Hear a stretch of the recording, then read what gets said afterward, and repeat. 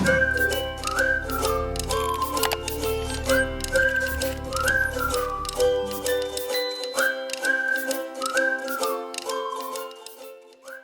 day, everyone.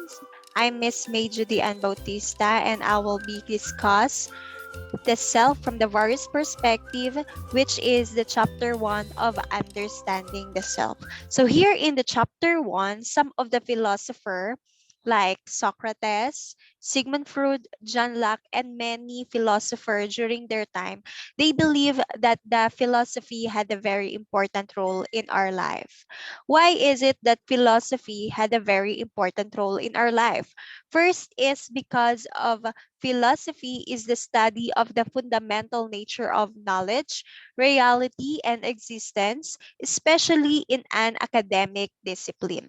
It is also a fundamental nature of ourself. So it talks about how to understand the self, how to understand the personality of an individual, and also how to understand the behavior of each and every one of us. So when it comes to our mind or when we have questions in our mind, pwedeng-pwede nating masagot using the philosophy. So that's why some of the philosopher like Sigmund Freud, John Locke, and many more, they believe that the philosophy had a very important role in our life. So Socrates, one of the famous philosopher during their time, meron siyang mga famous line. And one of his famous line is, an unexamined life is not worth living.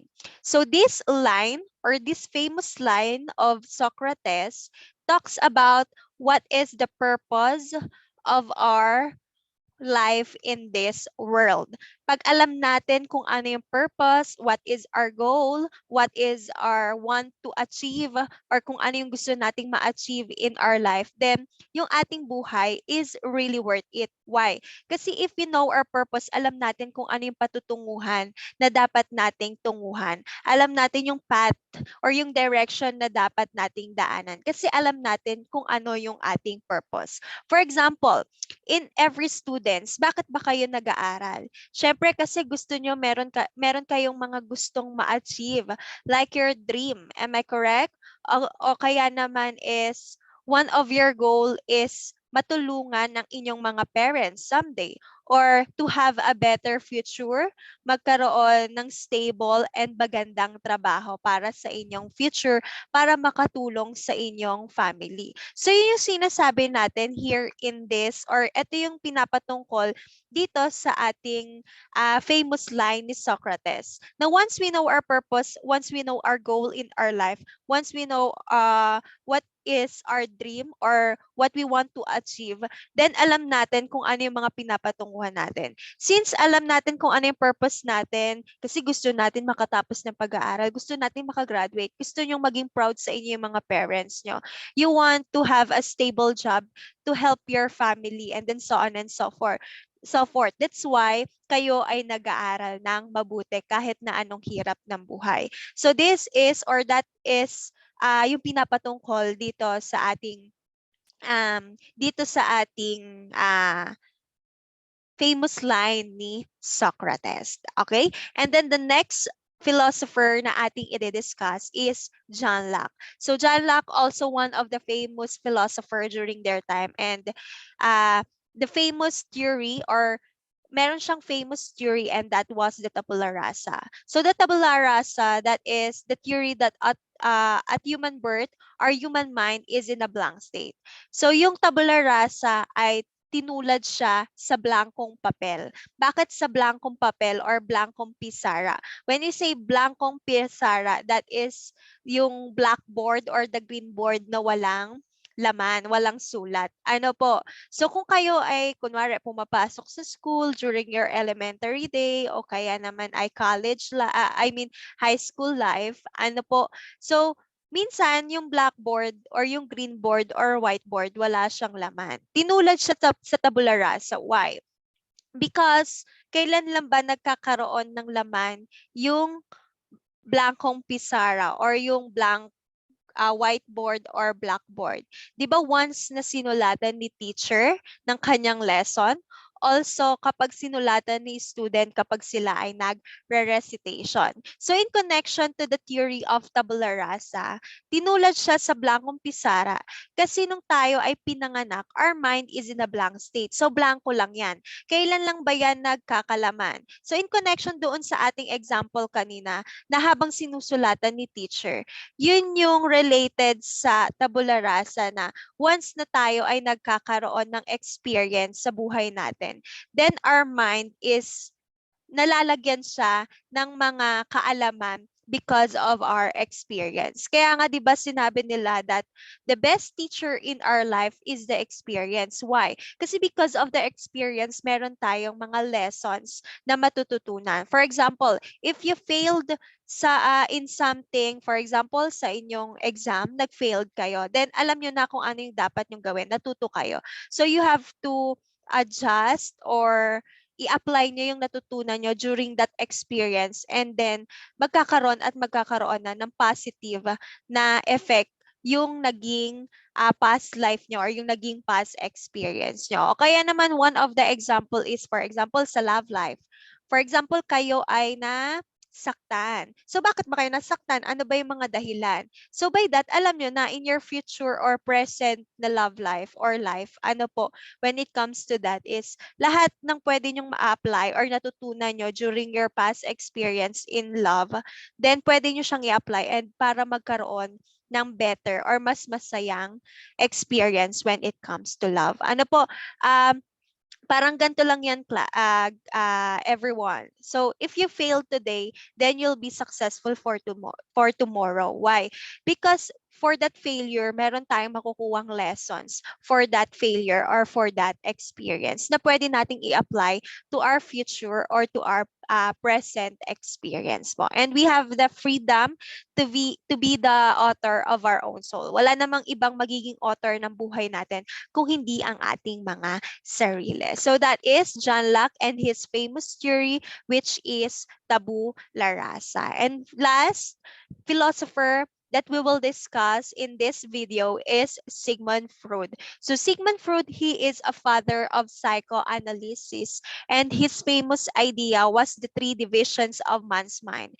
And these are the id, ego, and superego. So the id, ego, and the superego, these are the three parts of human personality. And that was the famous idea of Sigmund Freud. So what is the difference of the id, ego, and the superego, and what is their function? First is the id. The id or the ID, that is the meeting the basic needs. So that is the most basic part of human personality because the goal or the function of the id is to satisfy the human needs and wants without thinking if if yung kanilang gagawin is tama ba or mali.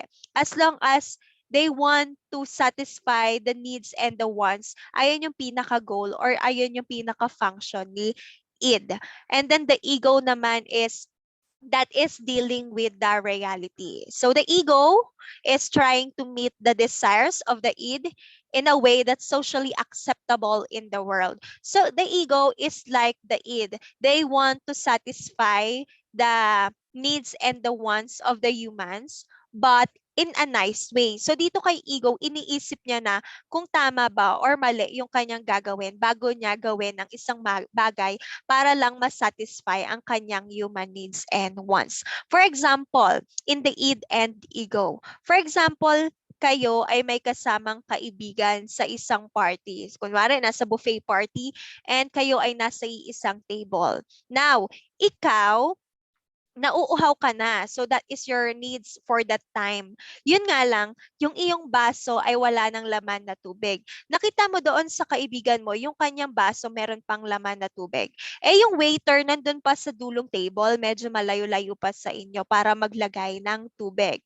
Now for that time, if ang gagamitin natin na personality is the id, dahil ang gusto lang ni id is to satisfy the human needs and wants, pwede mong gawin is kunin yung baso ng kaibigan mo at inumin mo yung kanyang tubig doon sa kanyang baso.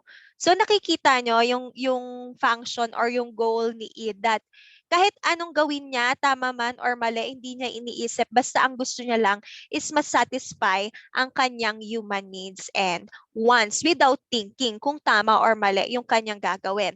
Now, in that case, kapag si ego naman ang ating pinairal in that situation, we can do to wait, or we have to wait the waiter para lagyan ng tubig yung iyong baso at saka ka iinom. So see the difference of the function of the id and the ego. Parehas lang nilang na-satisfy yung kanyang yung human needs and wants.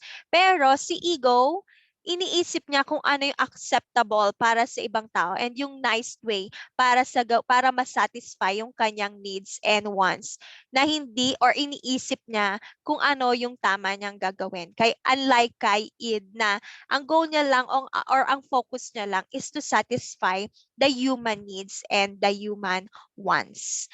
How about the super ego?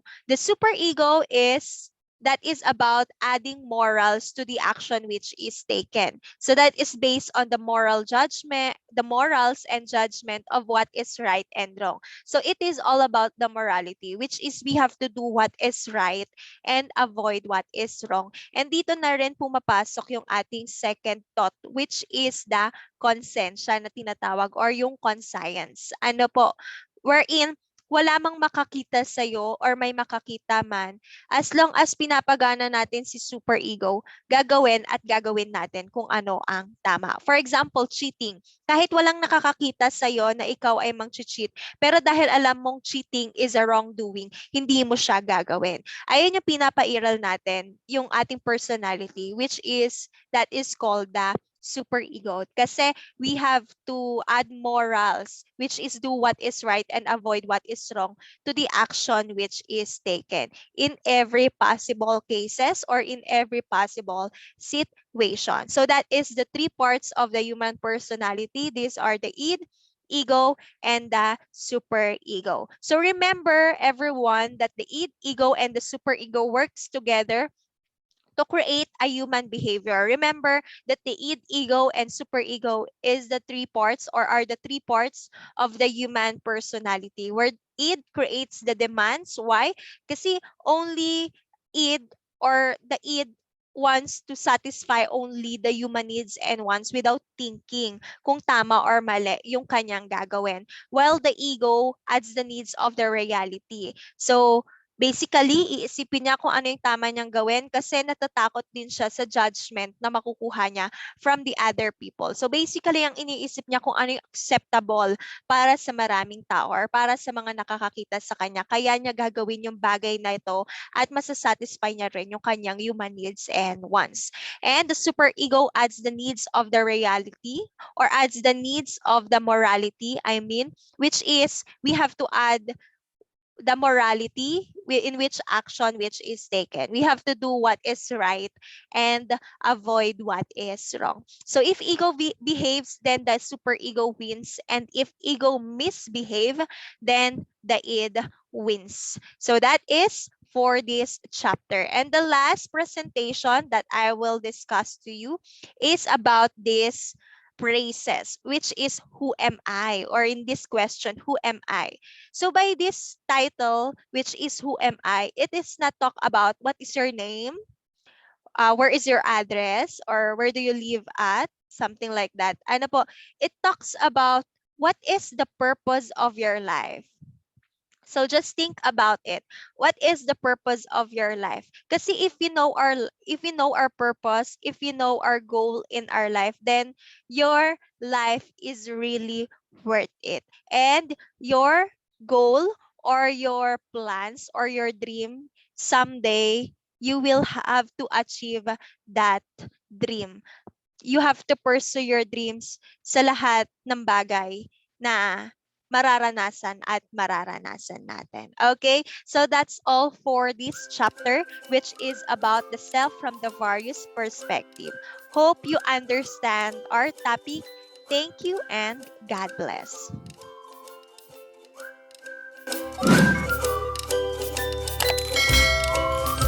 For more ICCT College's video updates, please subscribe and click the notification button.